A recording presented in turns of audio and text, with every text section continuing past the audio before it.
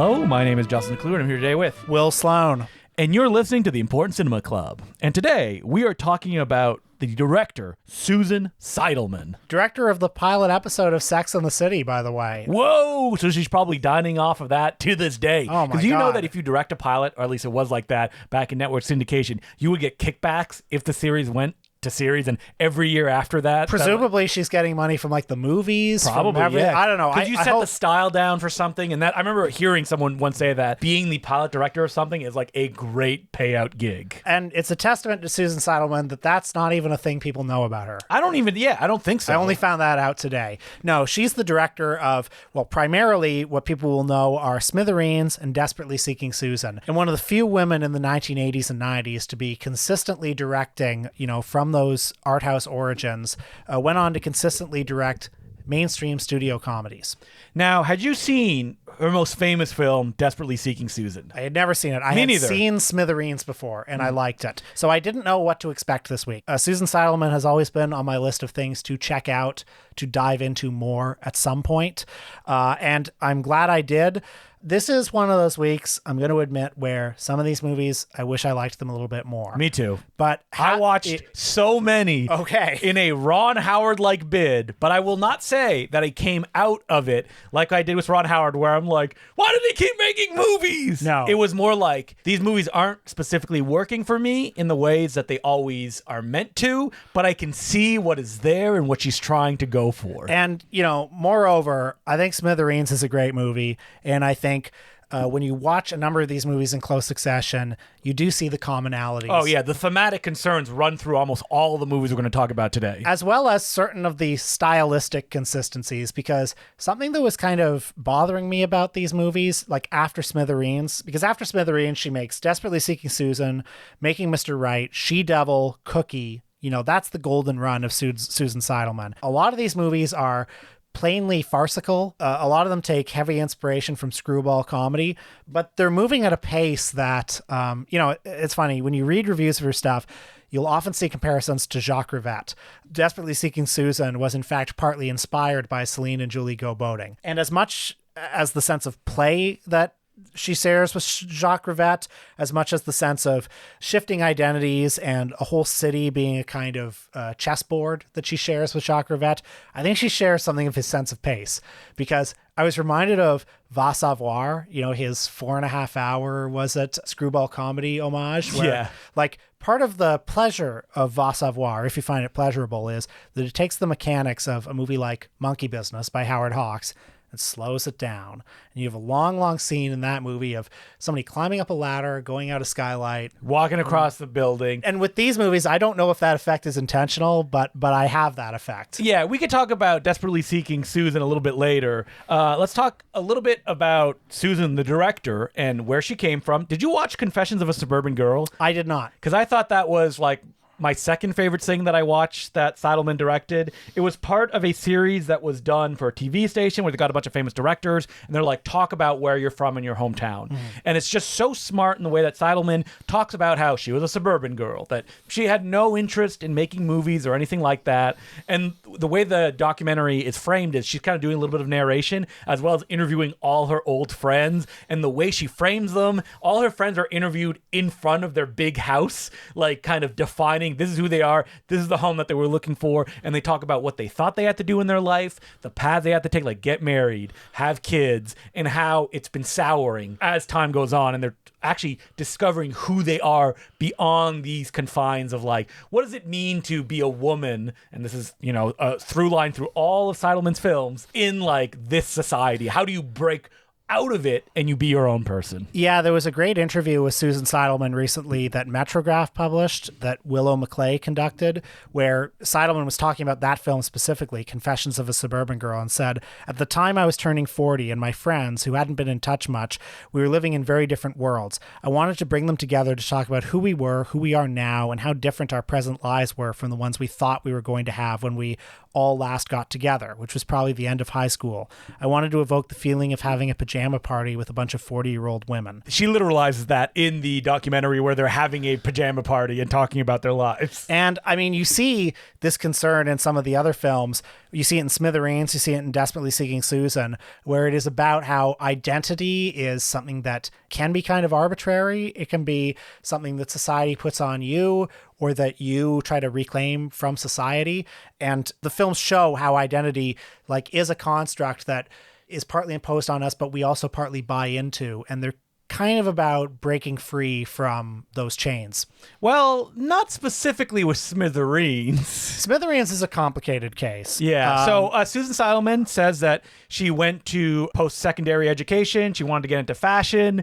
She studied at the Drexel Institute of Technology, which is now Drexel University. By the way, she was born in 1952 and grew up in the suburbs of Pennsylvania as well. But what ended up happening was she went on a worldwide trip. It kind of readjusted what she wanted in life. So she just wanted to get through school at that point. And she ended up taking a film class because it fit within the parameters of what she needed at the right time with the right amount of credits. And in film class, she fell in love. She never had any interest in movies in this way before, but in film class, she's discovering Fellini, Godard, all those other filmmakers. She loves it so much that she ends up after her college applying to a bunch of universities to do film, practical film. And that's how she ends up in New York. And she also saw Celine and Julie go boating when it was at the New York Film Festival. Mm-hmm. So she was there on the ground floor for that. And she went to NYU beginning in 1973. And in that Metrograph interview that Willow McClay did, she says, I wanted to make movies about things that were personal, things that were important to me, that were on my mind at the time, how women's lives were changing, how women were getting out into the workplace, how they were starting to question the values and the lifestyle they thought they were going to have. And she also points out that so few women were making those movies. This is a golden age of a certain kind of American auteur cinema. The Scorseses, the Coppolas, the Bob Rafelsons, people like that, Hal Ashby. Very few of those movies were specifically from a woman's point of view. And the ones that were, such as Alice Doesn't Live Here Anymore, which does deal with some of those topics, but that was a Martin Scorsese film. Very few women making those films. And there are some, she mentioned she was a big fan of Lena Wertmuller. Mm-hmm. Also, Cleo de Saint-Cassette, Agnes Varda was doing her stuff as well. Mm-hmm.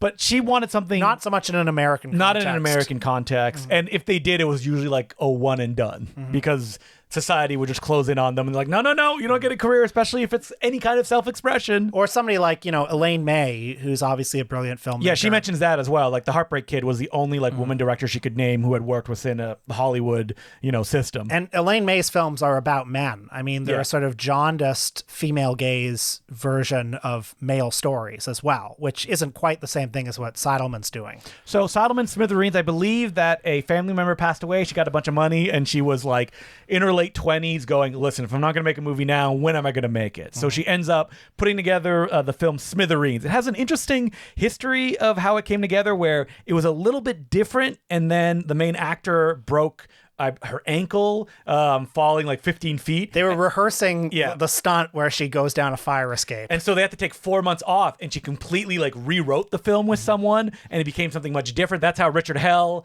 gets cast in the movie. So, this is also taking place basically in that no wave movement that's going on in New York around the time. Yeah, and it's somewhat kind of at the end of the no wave movement, or it sees the end of no wave on the horizon. Part of the point of the movie is that it's kind of coming late to this scene.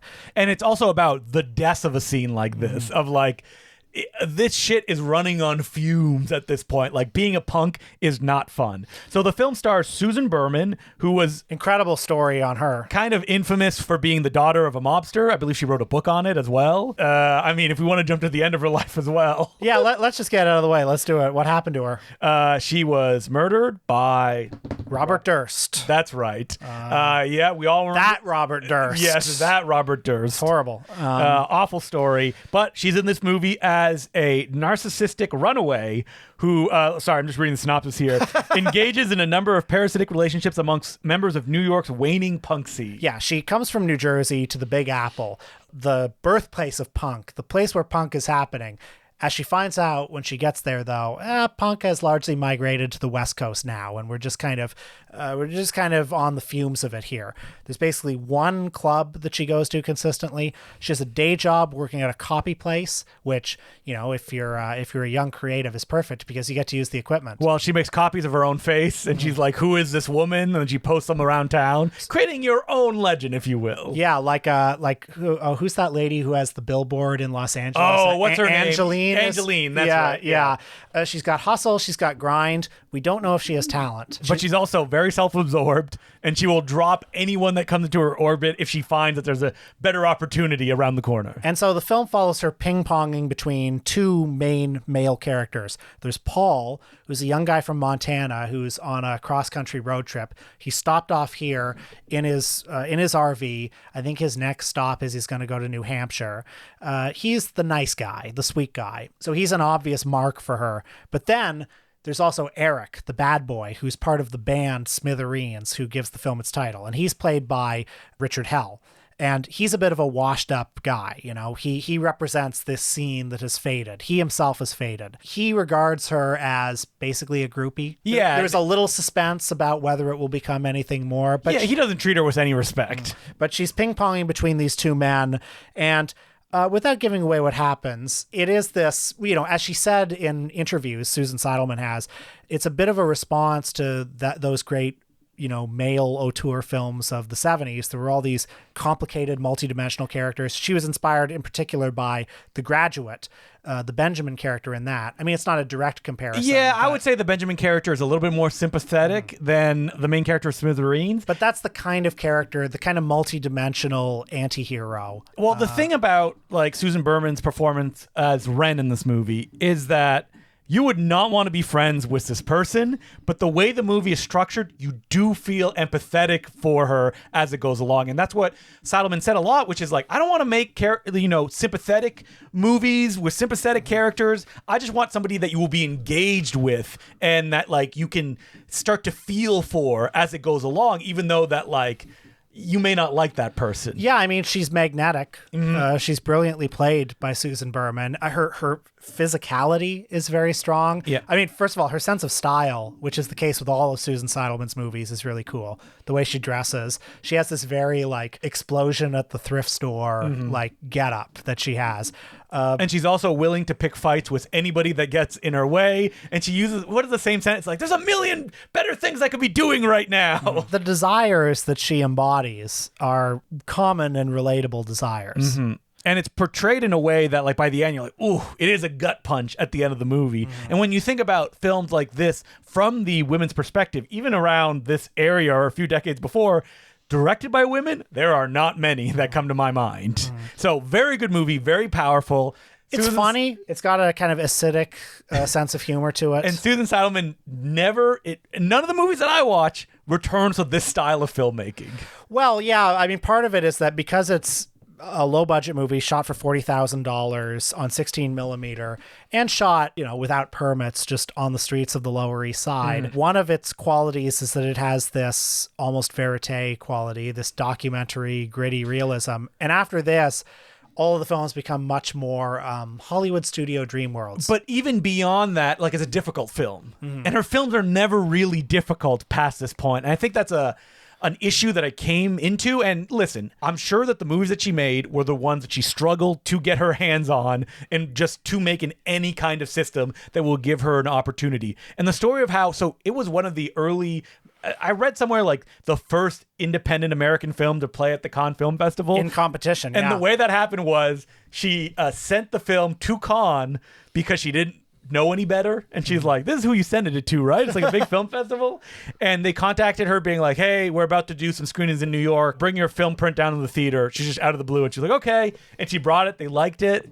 And then when they called her up and said, hey, we want to play it, they said, you have to blow it up to 35 millimeter. We don't do 16 mil. And she was like, I can't afford to do that. And at the dinner, she was talking to like the Cannes, I don't know, president or whatever. The people across from the table from her are like, hey, we're sales agents. We will pay for the blow up if you let us represent your film. So literally just luck and the opportunities she was able to find for herself. Got the film to Cannes, got her an agent, finally got her opportunities as well into getting into the Hollywood system. Now, Desperately Seeking Susan from 1985. A hit movie. a hit movie and kind of a transition film because it has a bit of that New York street grit. The cast is full of people who were downtown New York people at that time. Everyone from Stephen Wright and John Turturro, Giancarlo Esposito, Richard Hell again is in here.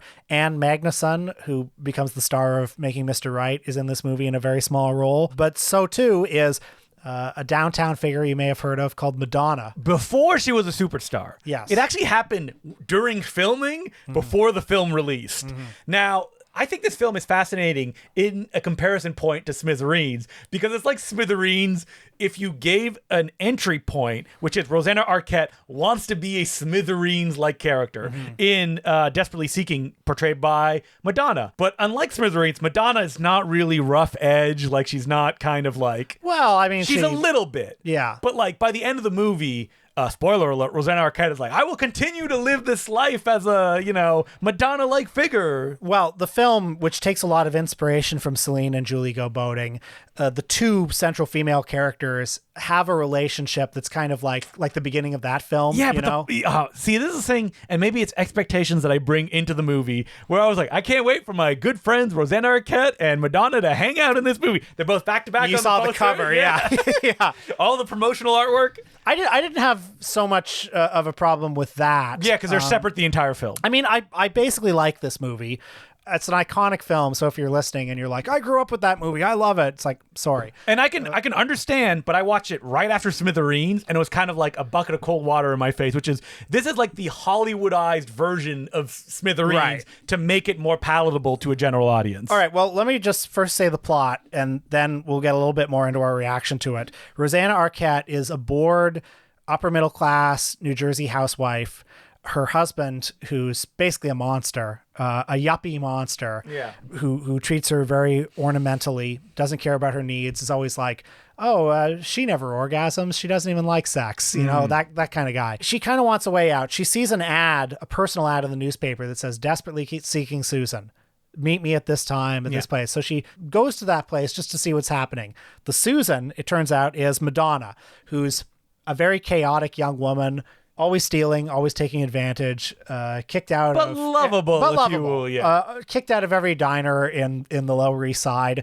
Yeah, think of her as like a softer version of the protagonist from Smithereens. My main issue with the movie is like, Madonna's barely in the film. And anytime she is, she's hanging out with that yuppie husband as well. So I'll tell you my main issue with the movie, which is that... Rosanna Arquette gets bonked on the head and gets amnesia. This is the main issue. It's like she takes something from Madonna and puts another ad in the newspaper that says, meet me if you want to, is playing this game. But yeah, she gets bonked on the head and gets amnesia. Now, I think is so lame. Would you accepted this if it was like in a French movie, like a Rivette film, and it's like, it's a pastiche? I actually don't think so, because I think the amnesia thing is that feels like such a coarse American cliche. Yeah, and it's also like, it kind of takes the dramatic stakes or any kind of like decision that Rosanna Arquette is making in the movie. Yes, yeah, absolutely. Because she's just a blank slate at that point. 100%. Like, I think the story is more interesting if Rosanna Arquette is choosing to take on this persona. Agree. And then having to confront the things that, because the bulk of the movie, Rosanna Arquette is like, oh yeah, did I do that? Oh, I guess I did. Yeah, and so... I think that's the core of what's missing here. There's also, and this is so consistent across her movies that I'm not even sure to what extent this is a failing. Yeah, it's not fast paced. It's not fast paced. Well, yeah, it's like it's a screwball comedy premise, and it just drifts along. And now, if it was longer, like Celine and Judy Go Boating, would it feel... Yeah, but the thing about Celine and Judy Go Boating, what's great about it is, number two, the two women hang out a lot in that film, and they're playing games. And it's about female friendship. Yeah, and there's none of that in this movie. The cover would trick you into thinking that is... I think, if I have an issue with this movie, is that it's kind of neither fish nor fowl. I don't think it fully works as a screwball comedy with lots of complications and lots of threads that interact with each other. Oh yeah, we forgot there's also like missing earrings that they're going after. But it's not really like Celine and Julie or Le Pont du Nord or a movie like that. It's not really a long sprawling odyssey across the vast canvas that is New York. But I can also see like an audience watching this and having wish fulfillment of like, I live in this miserable life as well. And what if I had this bohemian kind of thing? Yeah. And maybe her getting amnesia is more kind of, she is then the analog dog for whoever the viewer is. I mean, I basically like this movie. It's very pleasant. You will never watch it again. No, but I mean, all the locations are All the nice. costumes are good. Yeah. It's got a great sense of style. You know, the pastel quality of it is really cool. I just wish I liked it a little bit more. I really wish I liked it more. It's not a movie I ever hear people defend very strongly. Like, I've heard it come up more as an anecdote than anything these days. Or like a curio, you mean? Yeah, curio. That's what I'm thinking of. Well, it's but on at the the same time, national- listen, we're two white guys talking about this movie, so Yeah, maybe it's not for us. So next up, Making Mr. Right, a movie I had never heard of before until it came up on the Base Review podcast because it got released on Blu-ray. Oh, I'd heard of it before because when I was a kid, I saw the trailer for it at the beginning of some VHS. And you were like, "What the hell is this?" It bothered me. I didn't like what I was seeing. Oh, I thought that when you were your John Malkovich completist, you were like, "Gotta see Making Mr. Right." That's right. Not a little 9-year-old John Malkovich completist. Also, can I find that lost Louis C.K. film where John Malkovich plays Woody Allen in it? Oh, yeah. I mean, this one stars Ann Magnuson, one of the leading lights of the Lower East Side. And John Malkovich plays a scientist and his android. This is one of those movies. She's been called on to, like, the android is going to go to outer space. Yes. The android, which is... Sounds like a fake premise. You're pitching for SNL. The android looks, which John Malkovich, the scientist, has created, looks exactly like John Malkovich. Yeah, right down to everything. You hear that premise, it's like, oh, we're going to get some mix-em-ups. There are no mix-em-ups in this movie, which is wild. There are some light mix-em-ups. Very light. But like at one point they're going to a wedding and it's like, oh no, the android's going to show up. Will there be confusion between both? Not really. Yeah. Nothing worked for this and me. It just like... Oh, man, I really... This is another example, I mean, of a movie that I found pleasant to watch. Mm-hmm. It's Sunday. What's on the TBS Superstation? Making Mr. Right. I never found it particularly funny. No. Although I do think the two stars, John Malkovich and Ann Magnuson, are charming and likable. It's just not given much to do that's very funny. And again, it's a movie that's full of farcical situations played at 0.5 speed. Mm-hmm. And I think you kind of know what's going to happen at every point. I feel like the style of the movie is also a little underbaked, where it's like it's got the pastel colors. It's got there's that attempt that's done. Like I noticed, like a hallway is all pink. Of like, you know, there's a lot of people wearing sort of retro 50s style clothing. Not in a way that really pops. I'm a little disturbed by this movie because it ends with our main character getting together with the android who basically has the brain of a small child still. Yeah, it's like Poor Things. Yeah, exactly. One thing that's interesting about the movie is it's a movie like Weird Science, but from a female perspective, from the female gaze. You know, she's unlucky in love. She's on the dating scene, and now here's this blank slate that she's basically able to mold. And she does. But there's also complications of a governor that wants her back. Like, there's a lot going on here. Yeah, I don't know. I wish I liked it more. Mm-hmm. What can I say? Well, okay, let's move to a movie that I know you love. I like this next one. I think I like Cookie the most out of the post-Smithereens. You like Cookie better than Desperately Seeking Susan? Come on, man. I like hanging out with my good friend Peter Falk. Well, okay. Well, I'm going to let you take the reins on Cookie. Cookie's about a young, illegitimate daughter of a mobster that's played by Emily Lloyd. Her father gets out of jail, played by Peter Falk, and they reconnect. And you think it will be about the kind of complications that come about, you know, like we haven't known each other for very long. She was very close to him when they were younger, but instead it's a big mobster plot of how can he fake his own death. I sort of expected it to be a bit more of a culture clash comedy between Peter Falk. He's been away for 13 years. He's come out, and there's this daughter who he hasn't seen since she was 5 years old. There's also his mistress, played by Diane Wiest. There are some kind of funny scenes between the two of them. The main thrust of the plot is he has money that's owed to him. And there's a whole consortium of mobsters played by a murderer's row of character actors. You got Lionel Stander. There's Jerry Lewis. Very briefly, what is Jerry Lewis doing in this film? Do you know the story behind this? I have no idea why Jerry Lewis is in this film, because it's kind of, when Jerry Lewis shows up, he plays like a supposedly ex-mafia, now legitimate businessman, Atlantic City real estate guy. Serious Jerry. Who has basically bought the interests of the mobster who Peter Falk reported to. And so Peter Falk wants the money from him. I don't know, when Jerry Lewis shows up, he's only in a handful of scenes and he doesn't really do anything. No, he's just kind of like an in-between man the entire film. He kind of sticks out like a sore thumb. So I don't know. There are a lot of characters. There are a lot of moving parts, especially in the second half of the film. There are so many like machinations. Yeah, well, it doesn't become about. It's not about Cookie anymore, and that's a big issue with the film. Yeah, it's not really about the relationship. It becomes more about the plot machinations, and I don't feel like Cookie ever really. Well, Peter Falk also, I think there's a limit to how much he really pops in the movie as well. And again, it should be farcical. It should be like there's a car chase at one point where they're fired at and stuff like that. But the bouncy Hollywood comedy stuff is a little yeah, it becomes more about the machinations of how do we get to this end point. And I think Peter Falk is like, you're not so bad at the end of the day. And it's like, all right, but maybe more actual things going on between both of them would have been interesting. Cookie is like a background character in her own movie, which makes it seem like maybe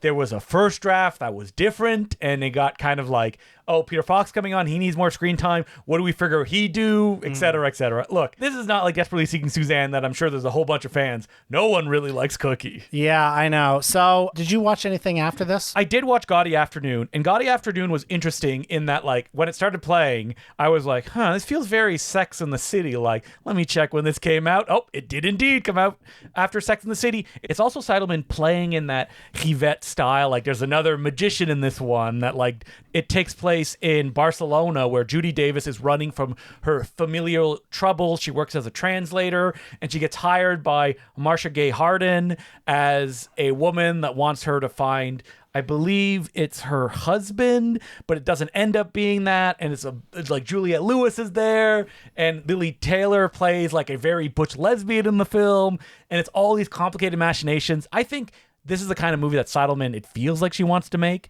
I think it works a little bit more successfully than the other ones that we talked about, but it does feel like it's just running at a like middle simmer throughout as well. Like it never gets very wacky. I appreciate it that like this is clearly a film that like she pushed hard to get on because it reflects all of the thematic concerns that she's had throughout her life. Now, I haven't seen Hot Flashes or Musical Chairs or Boynton Beach Club, many late period films that Seidelman did. So maybe, people are like, you needed to watch The Ranch to really get late period Seidelman style. I would love to know, what are the good ones after this?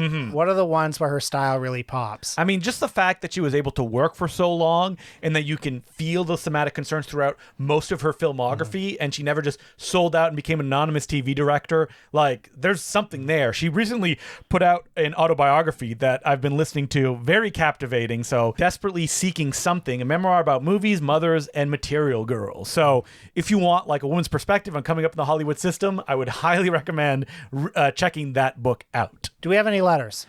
We do have letters. As per usual, you can send us letters at importantcinemaclubpodcast@gmail.com. Our first letter is from Tim. It's a pretty long letter, so I'm going to try to sum it up, but this is a question directly to Will. Whoa. It is... What, nothing for Justin? Come on. I'm writing to you from... Well, it is a question that's asked to both of us, but there's only one of the people who in this room that can answer this.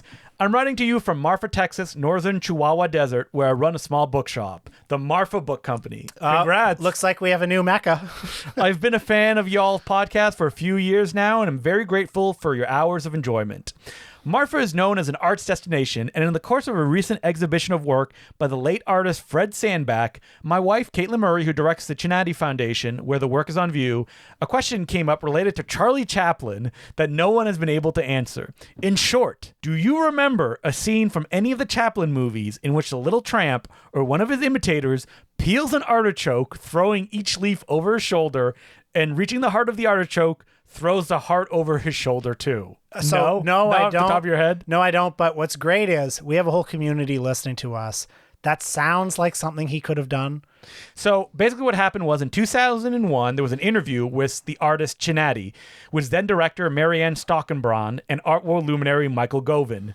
And they explained the origin of a sculpture in relation to an anecdote about Charlie Chaplin, where Sandback says, my mom told me about this Charlie Chaplin film. If some of you know something about this film, maybe you can inform me. She said she enjoyed a clip of Charlie Chaplin eating an artichoke, and then that whole thing where he throws out the leaves, including that iconic moment when he's eating the artichoke and he throws the leaves around. Wait, I need to read the last sentence of this interview. And at that age, when Mom told it to me, it was still already a potent image of moving on beyond Immanuel Kant and the thing itself, and leaving the borderline with Platonicism behind in the dust somehow. Wow. All right, so much for that. So letter writer writes, Tim, I suspect the anecdote is apocryphal or mythic. Yeah, my mom told me about a scene that may or may not have happened. I wonder. Do you remember, Justin, there's a scene in My Best Fiend when Werner Herzog is recalling, like, when he was a child, he saw Klaus Kinski in a movie.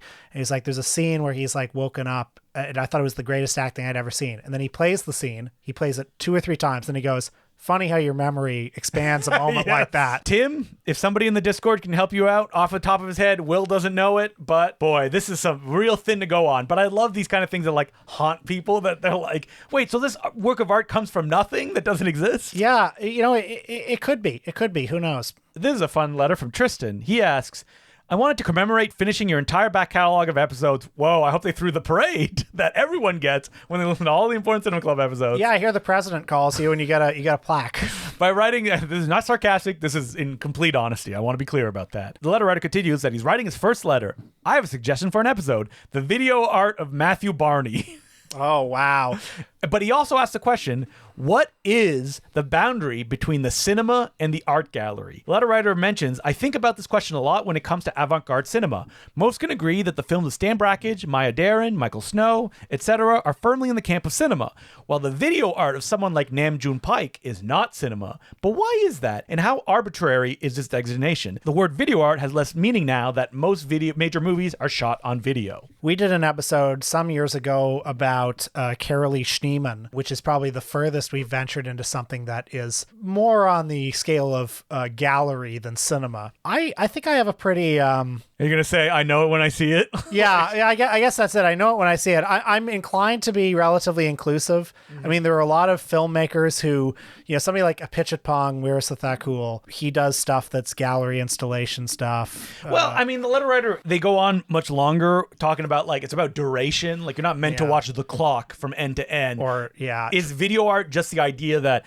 you walk through a room, catch 10 seconds, and then have to leave? Is that dismissive to the art itself? I guess it kind of comes back down to more like industrial and marketing factors than it does like a movie is something that I see in theaters or on a streaming service. And something in an art gallery is something that I sit on an uncomfortable bench for 2 minutes. Right. A movie is something I'm expected to watch from beginning to end. Mm-hmm. And this may be an arbitrary distinction. Again, I think we know it when we see it. We got to tackle some more art gallery filmmakers in the future. I would be very interested in testing this theory with some video art. Yes. So let's watch 24-Hour Psycho. Have you ever seen that?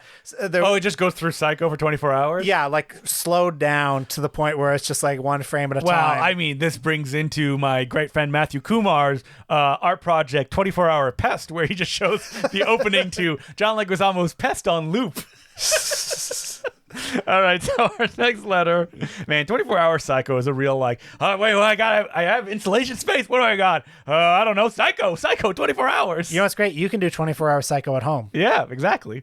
So our next letter is from Christopher. Oh, it was a big one. The title is 4 Rooms. Oh. And the letter goes, Dear Justin and Will, I was one of the unfortunate people to attend the world premiere of 4 Rooms. Oh my God. At the Toronto International Film Festival at the glorious Uptown Theatre 1. Wait, excuse me, sir. Are you Allison Anders? Are you Alexander Rockwell? Some background. I was 20 years old and without a doubt the biggest QT fan on the planet. I had seen Pulp Fiction over 20 times 20 times! Yep.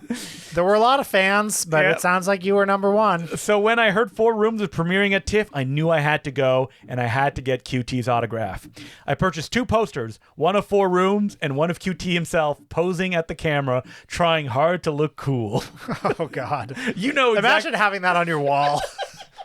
You know, like the one with him with like the camera that he's shooting like a gun. Yeah, that awful head like a crescent moon, just staring back. Oh, at you. that's a nice Mac tonight. Oh wait, no, that's Quentin Tarantino. Letter continues. I got a couple tickets to 4 rooms and made sure to line up hours before the screening to be first in line, which I was.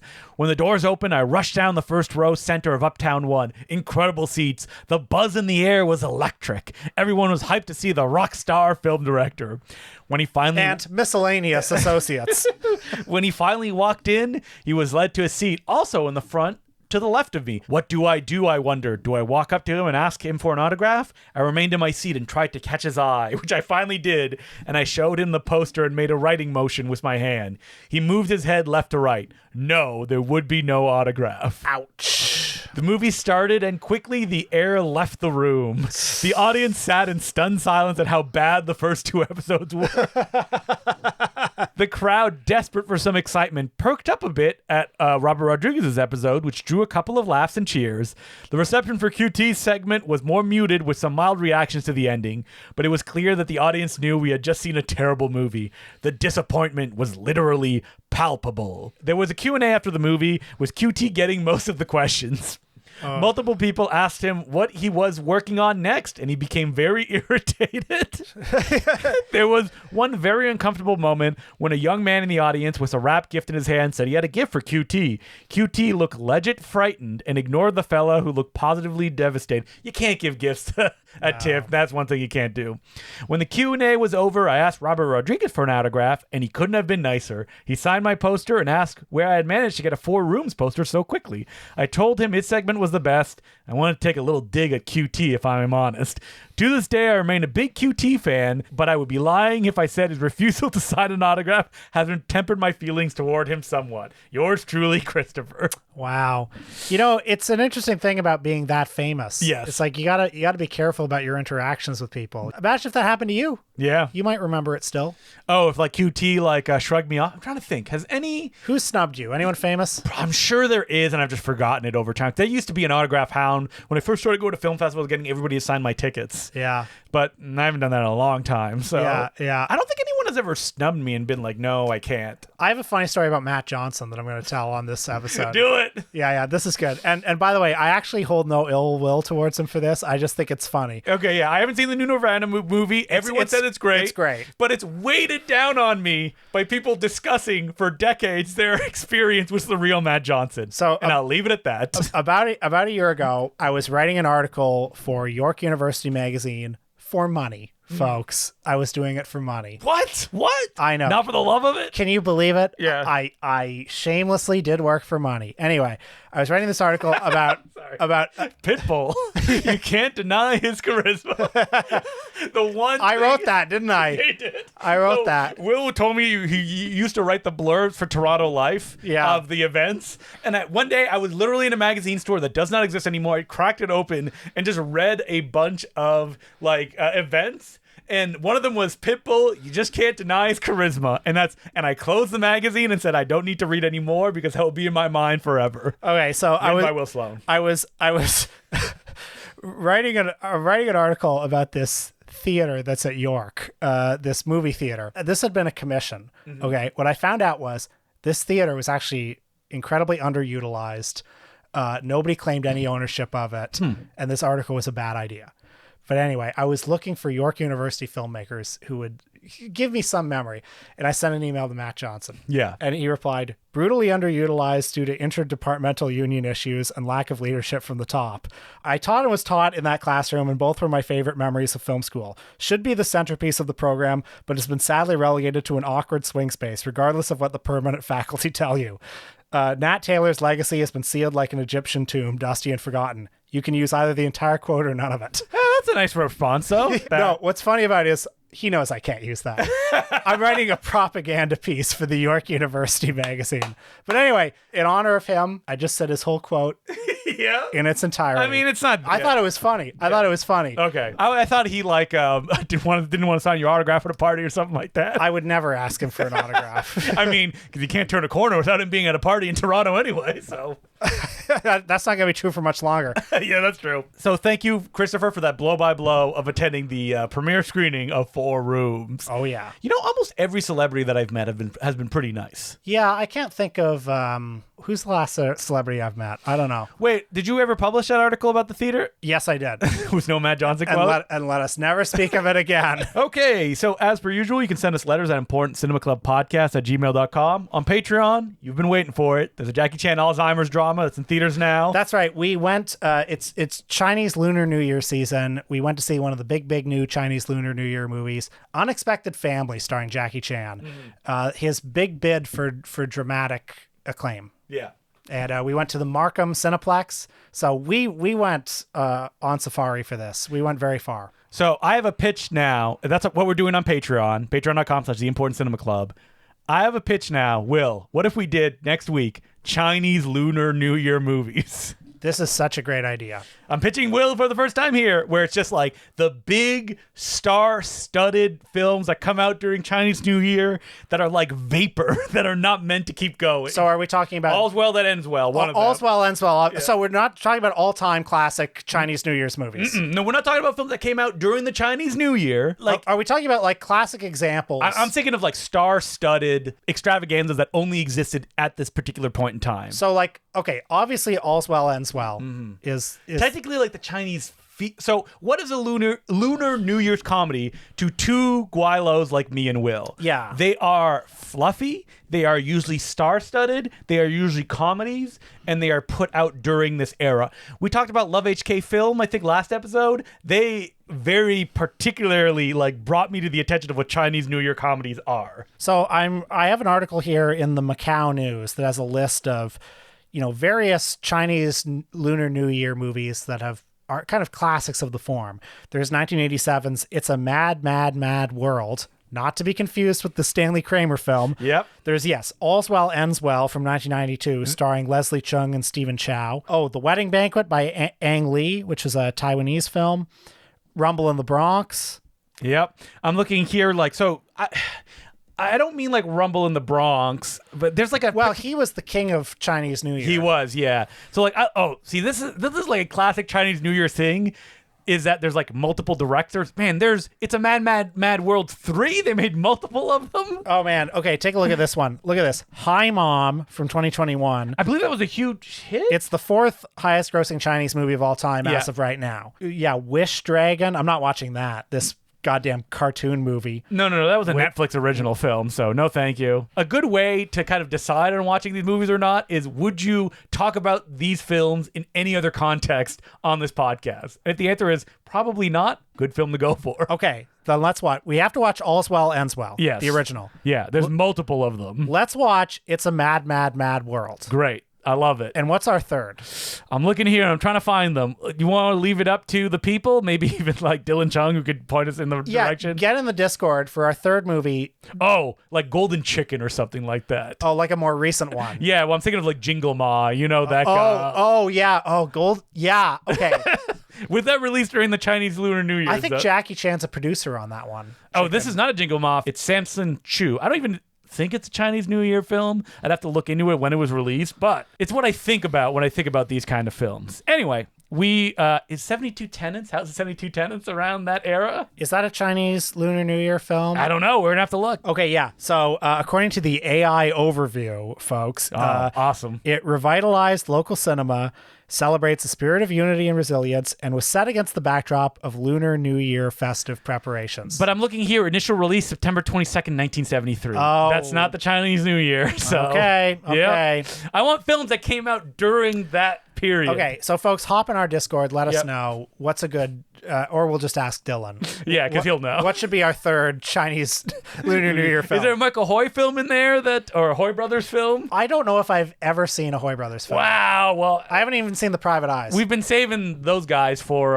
comedy months, but maybe we could slip one in there, break all the rules I just set down just to have a laugh. Oh, can't wait. But not The Banquet, which I thought about, because The Banquet is not a Chinese Lunar New Year film. That one was made as there was a disaster. Remember there was a flood? Oh, that's right. And that's The Banquet is the one where it has every Chinese star in it. Except for Jackie Chan. Yes. Conspicuous. So that's what we're doing next week. We're celebrating Chinese Lunar New Year. Hell yeah. And until then, I'm Justin Decloux. I'm Will Sloan. Thanks for listening.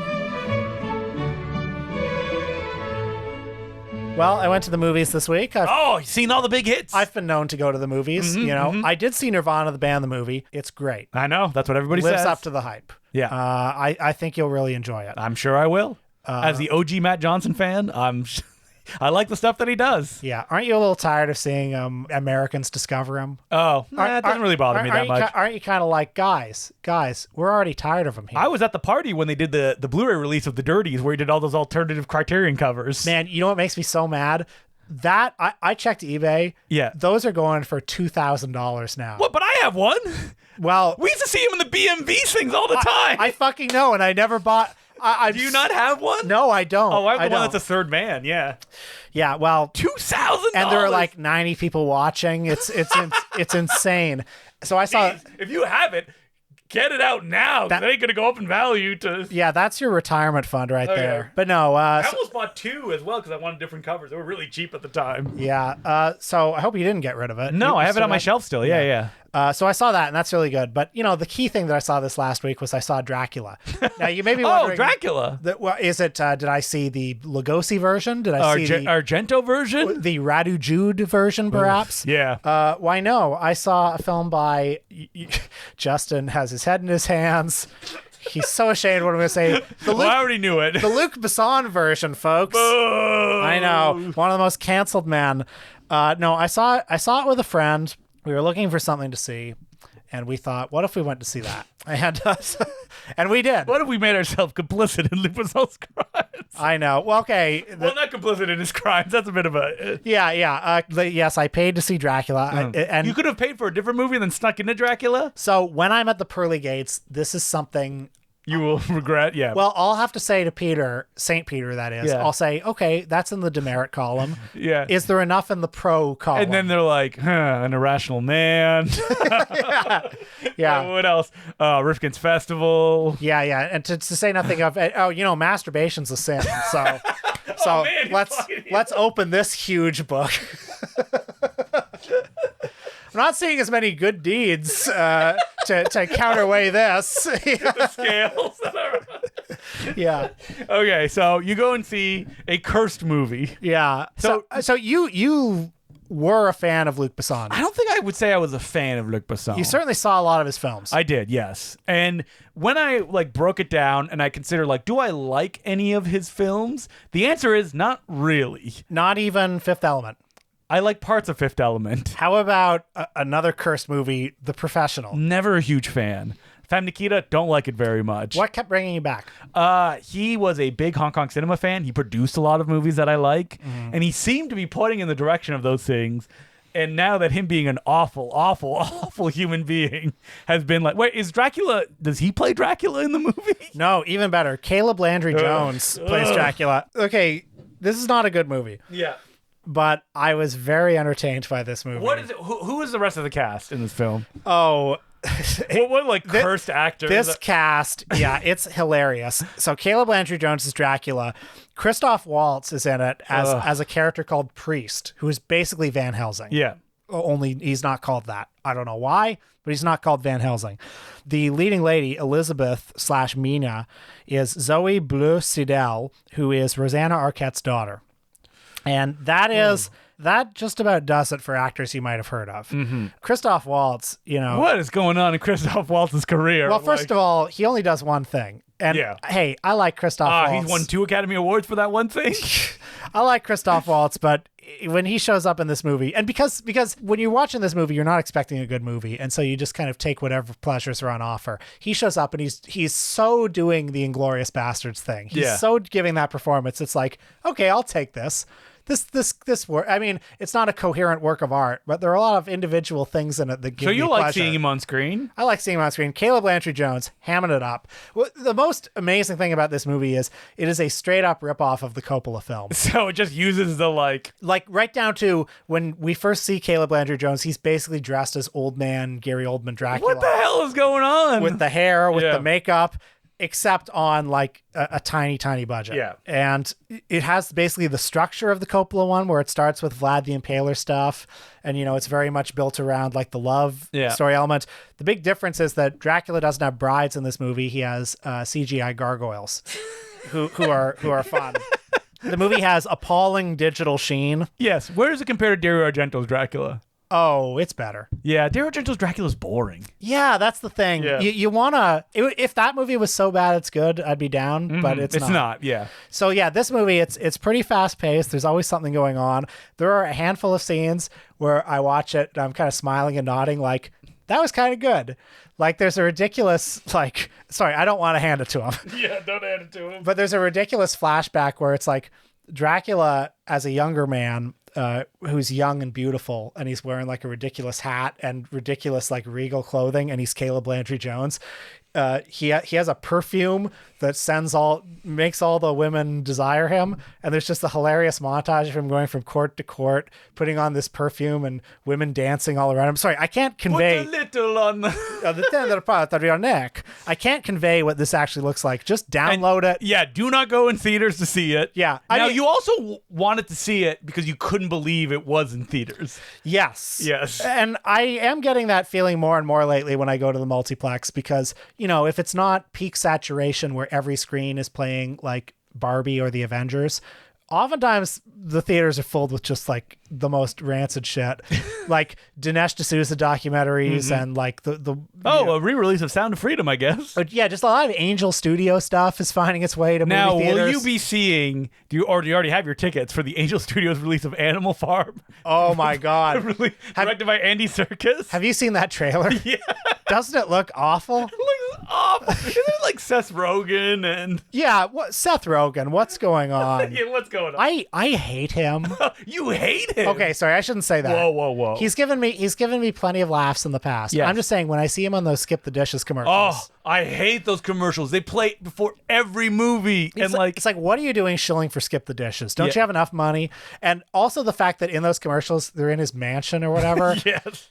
Doesn't Seth Rogen, especially after that HBO show, doesn't he just give off rancid vibes of like, yeah, I'm a Hollywood insider now. That sounds more like Kevin Smith. I got a pool and I got a fancy car. I'm the king of Hollywood. He used to be a lovable schlub. Yeah, he like show runs a lot. He does a lot of creative stuff now. So that's like his main like push. Look, I shouldn't say I hate him. I Yeah. don't hate Seth Rogen. In fact, I am. What are you, the people taking the subway in Vancouver where he did the announcements and they hated it so much he had to stop after a few days? That happened in this city too. Oh, it did? Yeah. He did subway announcements in Toronto. I never because heard of him. He's a Canadian celebrity. Well, I heard them because you'd be sitting there on the platform and then you never pay attention to the subway announcements. Yeah. It's like white noise. But you heard this voice like, if you see somebody, say something, and you'd think, okay. is something... I need to paint a visual picture to people that the imitation Will just did where he clenched his fist and moved like he was the Cookie Monster eating cookie. Is that what you think of Seth Rogen? Well, he sounded like aggrieved, like he was trying to be funny. Yeah. But he sounded like he was having a panic attack,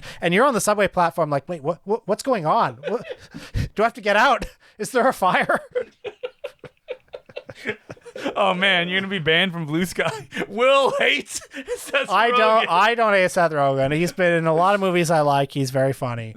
I just think he needs to cool it with the Skip the Dishes shit. Yeah, with at Animal Farm. Sorry, let's get back to that. Like, what is he doing in the Angel Studios Animal Farm? I believe This was made independently, and it was Yeah. sold to Angel Studios. Well, even so, he should disavow it. He should disavow it. He doesn't need the money from that. Yeah. I mean, you're such a big fan of Sausage Party and the multi-part series I played on Amazon, I think. Sausage Party, yeah. Oh, wasn't there?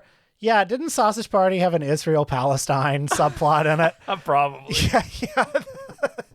I wonder how that holds up. I mean, when's the last time you gave You Don't Mess with the Zohan a spin? Oh man, I've never seen that. Yeah, Well- and I hope to keep it that way. All right, so Seth Rogen episode coming soon to the Important Cinema Club. You know what movie I like is Observe and Report. That's a great movie. Really Love funny, that shit yeah. movie. I wish that like director, like writer, Jody producer- Hill, yeah. yeah, but he went to TV and he does like the Righteous Gemstones and stuff like that. But I Yeah. wanted to make movies. I know. God, I loved Observe and Report. I saw it in theaters, watched it multiple, showed it to everyone I know. You got to watch this movie. Oh, same with me. Yeah. And that was Seth Rogen being like, I'm going to take a chance on this guy, like give him the budget and stuff like that I think he needs to make something genuinely like unpleasant Yeah. that people who are like, even the poster was like knocked up. It was like just his face, right? And you remember it came out like 2 months after Paul Blart Mall Cop, which the general tenor in the air, people forget this, the general tenor in the air was, wait, another Mall Cop movie? Pass. It didn't even really flop because of how unpleasant it was. It was just because people were like, we will only visit Paul Blart again if he returns with a 2 beside his name. All right, so Seth Rogen episode coming up. Let's do it. You know what? Who can forget him getting cucked in The Fabelmans? Oh, yeah. Also, No, wait, he was the one who cucked. yeah, he's the one who cucked. Sorry. Yeah. Seth Rogen is the one Show who a little cucked. respect To Paul Dano or Seth Rogen. to Seth Rogen and to whoever cucked What was Spielberg's that? dad. It wasn't Sarah Polley. Did she direct that one? Yeah, that was what was that one called? The Sarah Polley film with Sarah Silverman was in Something it. Dance. No. Take This Waltz. Take This Waltz. There you go. That's a good movie too. It is. That's a good Toronto movie because it doesn't take place all in like. Yeah. A lot of they go to the Royal Cinema. Mm-hmm. Yeah. Man, we should do a Toronto version too. The F Word or whatever it was called afterwards. How about here? the Royal Cinema on screen? When our podcast takes off, we need to do like Takes off we need to do a bus tour where we can where around Toronto. yeah it's like I'll drive and then you can be on the speaker you pointing out like that's that you see Lake Ontario, that's where the finale of Police Academy 3 took place. Hey, you see those gardens? Well, maybe Liam Neeson may be having a little bit of a loving embrace with somebody over there. That's right. I only visited that place recently, and I was like, "Hey, have you seen Chloe?"